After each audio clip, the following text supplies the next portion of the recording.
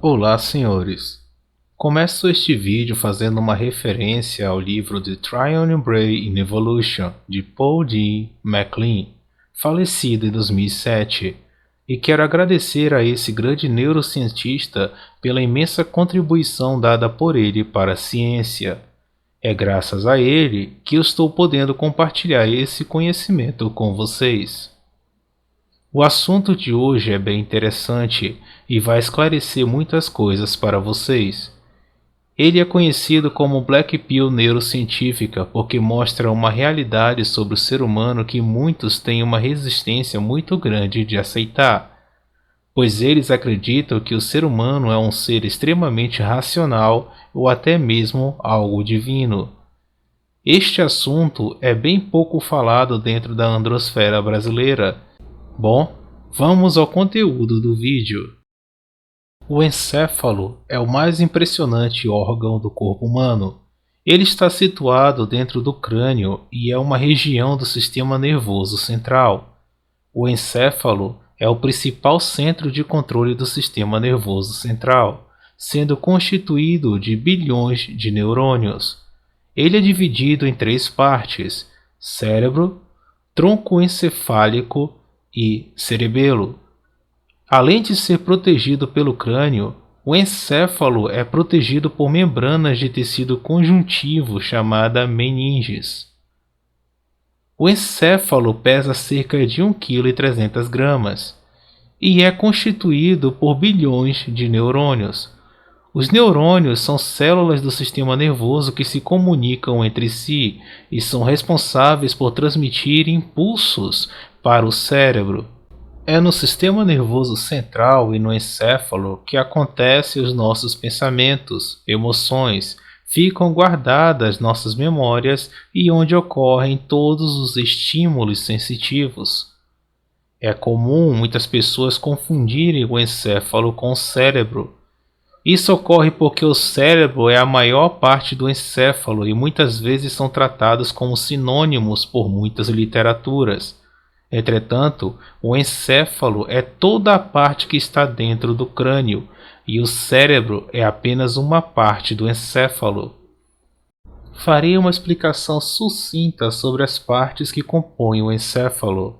O encéfalo é dividido em três partes: o cérebro, o tronco encefálico e o cerebelo, que estão conectados a nível neuronal bioquímico. O cérebro corresponde à maior parte do encéfalo e é o responsável por coordenar as funções do nosso corpo, sendo responsável por nossas ações voluntárias, que são aquelas que fazemos por vontade própria, e involuntárias, aquelas que fazemos automaticamente e não comandamos, como respirar, os batimentos cardíacos, piscar os olhos e etc. Esse órgão recebe os sinais e os transmite para partes específicas do corpo. Os neurônios são as células do sistema nervoso que se comunicam entre si e reconhecem os estímulos internos e externos, porque eles são os responsáveis por transmitir impulsos para o cérebro.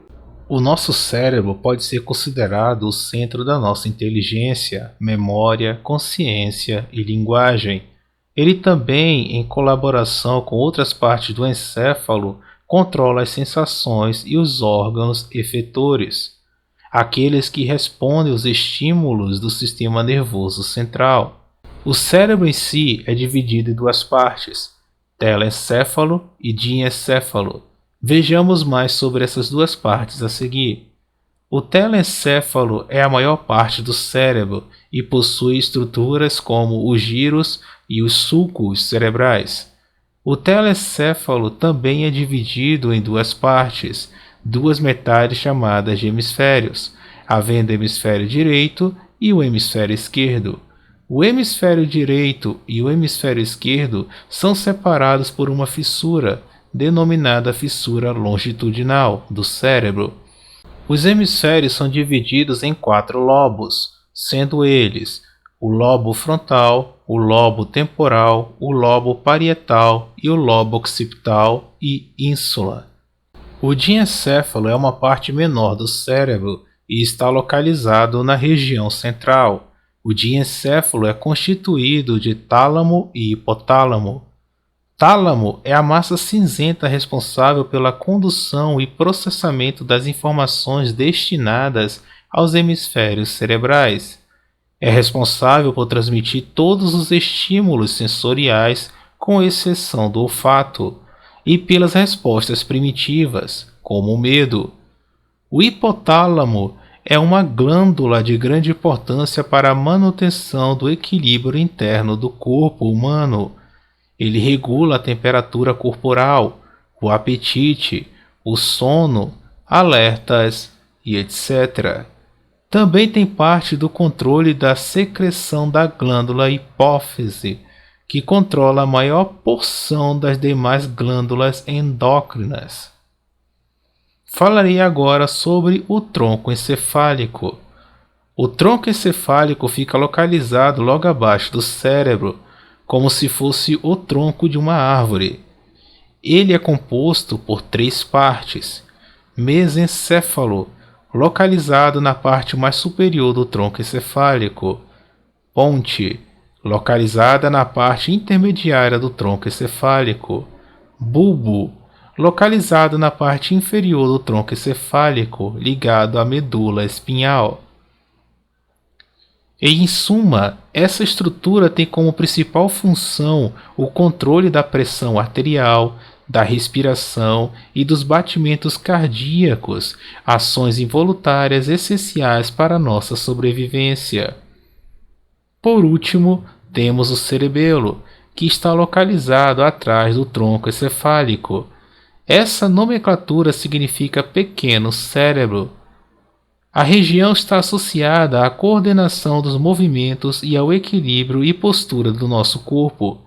Ele tem sido relacionado com a aprendizagem motora. Agora que vocês sabem o básico sobre o nosso encéfalo, podemos prosseguir para a abordagem do neurologista Paul D. MacLean, apresentada em 1990 no seu livro The Triune Brain in Evolution. MacLean explica que nós, humanos e primatas, temos o cérebro dividido em 3 unidades funcionais distintas: o cérebro reptiliano, o sistema límbico e o neocórtex. Anteriormente, neste vídeo, nós entendemos as 3 partes físicas do encéfalo, e na abordagem de MacLean, o tronco encefálico e o cerebelo fazem parte do cérebro reptiliano, que também é conhecido como cérebro basal, ou como o próprio neurologista chamou, R-complex. O cérebro reptiliano é o mais primitivo e controla a parte animal e instintiva dos seres humanos. Ele é inconsciente e responsável pelos reflexos simples e funções mais básicas como definição de território, sobrevivência e reprodução. Esse cérebro não sabe fazer contas, escrever e calcular. Ele também responde de maneira forte a emoções relacionadas à dor, fome, reflexos, respiração, poder e à violência. É o cérebro responsável por atuar e não por pensar e sentir. Assim como os animais, o ser humano aprende a demarcar seu território para avisar os invasores. Imaginem, por exemplo, vocês em um restaurante e precisam ir ao banheiro. Então, vocês utilizam algo, como por exemplo, seus paletós, na cadeira onde vocês estavam sentados. Um outro indivíduo de sua espécie verá aquilo e entenderá que alguém já está utilizando aquela cadeira e mesa e vai à procura de outro local para ficar. Nos humanos, a demarcação de território é mais visual e nos animais é mais olfatória. A invasão desse território causa agressão.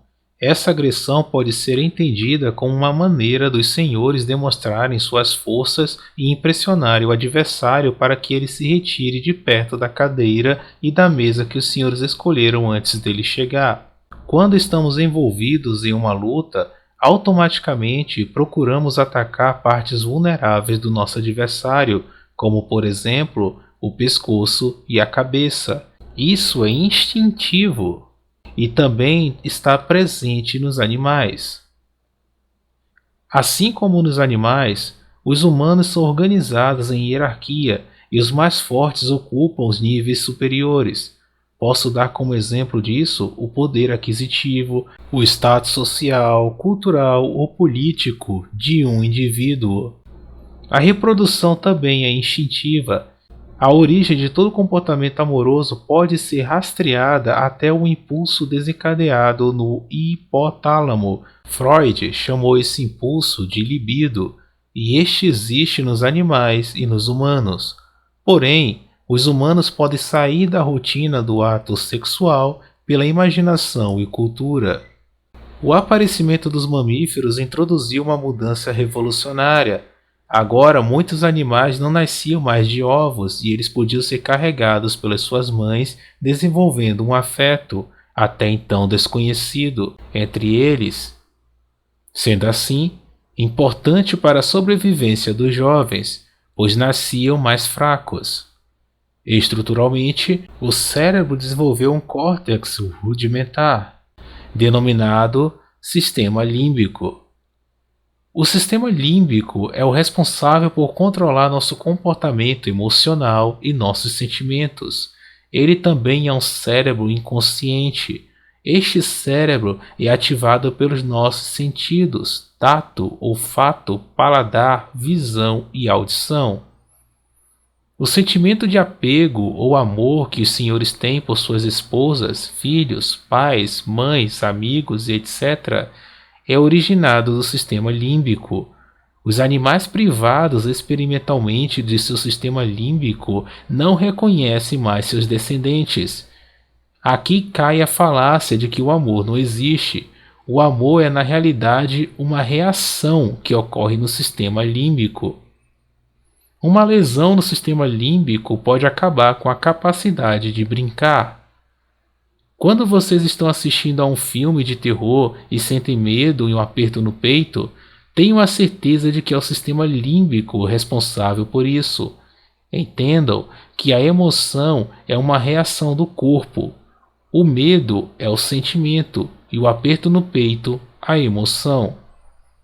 O maior desenvolvimento do neocórtex nos humanos abriu caminho para o pensamento e a criatividade, pois esse cérebro é lógico e cognitivo e cuida das memórias.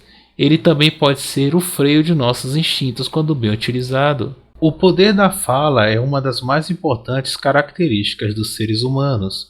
As zonas de linguagem são primeiramente localizadas no neocórtex, porém dependem do sistema límbico, pois as emoções mantêm a língua sob controle ou a afrouxam. Segundo MacLean, é a presença do neocórtex que diferencia o homem dos outros animais. A fala envolve uma significante atividade intelectual e emocional. Dependendo de como uma pessoa está se sentindo no momento em que ela está falando, a voz é afetada. As três partes não funcionam de forma isolada, elas se comunicam. E estudos provam que de 85 a 95% de todas as nossas ações são feitas pelo inconsciente, ou seja, pelo cérebro reptiliano ou sistema límbico. Logo, podemos concluir que a maior parte de nossas ações são controladas por nossas emoções e instintos. Quando alguém está jogando xadrez, ele não está utilizando exclusivamente o intelectual, o neocórtex, mas também os instintos territoriais e hierárquicos do cérebro reptiliano, assim como ele sente o mix de sentimentos e emoções durante a partida, controlados pelo sistema límbico. Imaginem duas pessoas em uma discussão e, no calor do momento, elas são dominadas pela emoção, e o sistema límbico inicia a comunicação com o cérebro reptiliano, e este manda a resposta: violência. E ambas as pessoas se agridem fisicamente. Passando-se um tempo, ambas estão mais calmas e então o neocórtex começa a aparecer mais, pois agora as fortes emoções passaram e há espaço para a razão. E os indivíduos que se envolveram naquela briga, racionalmente, chegam na mesma conclusão de que uma boa conversa teria resolvido as coisas de forma mais rápida. Ou seja, senhores, não somos tão racionais quanto imaginamos ser. Ou seja, o ser humano é um ser instintivo e emocional, com lapso de racionalidade. Essa é a Black Pill neurocientífica, pois é dolorosa e muito difícil de ser aceita por muitas pessoas que acham que o ser humano é um ser extremamente racional ou mesmo divino. E ao estudar a neurociência, descobre que o ser humano é um chimpanzé metido a sabichão. Enquanto muita gente rejeita o que eu estou abordando neste vídeo, outras pessoas, como os profissionais de marketing, entendem muito bem disso e criam abordagens diferentes de acordo com o produto ou serviço oferecido, influenciando diferentes áreas do cérebro em busca da máxima eficiência de suas ofertas, aumentando a percepção de valor, criando sensações positivas ou utilizando técnicas de persuasão mais eficientes. Senhores, quando o cérebro reptiliano e o sistema límbico são fortemente acionados, eles inibem o neocórtex. Para demonstrar para vocês isso, peço que olhem para a imagem que está aparecendo na tela. É uma bela arte, não é mesmo, senhores? O que vocês estão achando da ambientação e da qualidade da arte? Deixarei que vocês a observem por um tempo.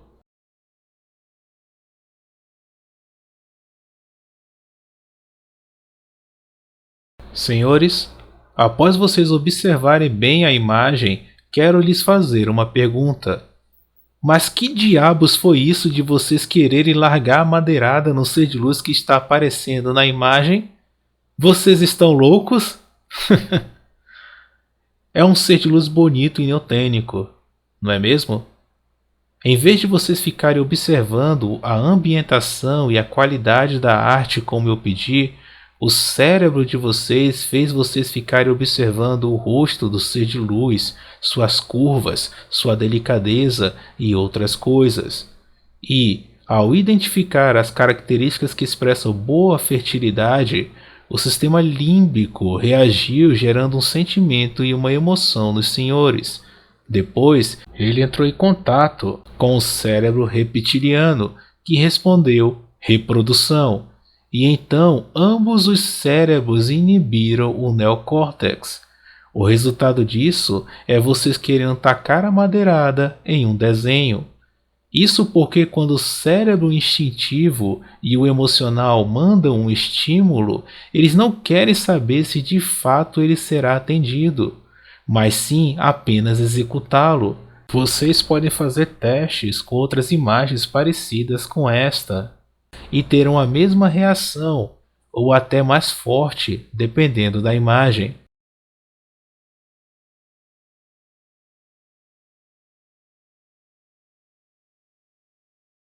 O cérebro humano é um sistema complexo e, ao mesmo tempo, dinâmico. Seu funcionamento permite diversas análises e sínteses relacionadas com diferentes abordagens, que são constantemente publicadas por pesquisadores e neurocientistas no mundo todo. O conceito do cérebro trino foi desenvolvido em 1970 pelo neurocientista norte-americano Paul D. MacLean. Foi validado pela comunidade científica na década de 90 e inspira autores de todas as partes do planeta até os tempos atuais.